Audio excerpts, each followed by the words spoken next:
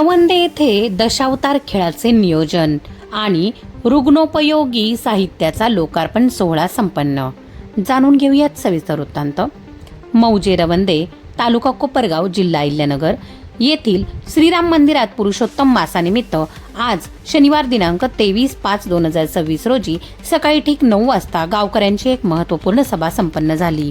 या सभेमध्ये रवंदे गावात दशावतार म्हणजेच आखाडी खेळ साजरा करण्याबाबत सविस्तर चर्चा करून नियोजन करण्यात आले।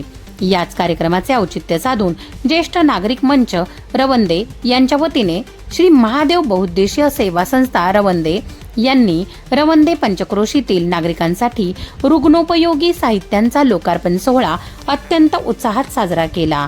या सामाजिक उपक्रमासाठी माजी सरपंच शांताराम बाबूराव कदम यांनी आपल्या मातोश्री कैलासवासी वत्सलाबाई बाबूराव कदम यांच्या स्मृतिप्रीत्यर्थ 1,25,000 रुपये किमतीचे विविध रुग्णोपयोगी साहित्य मंचास प्रेम भेट दिले।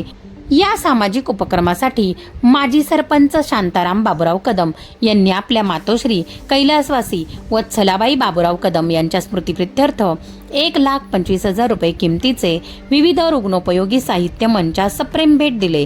यामध्ये 5 walker, 5 commode chair, 5 bed, 5 air bed आणि 5 व्हील चेअरचा समावेश आहे।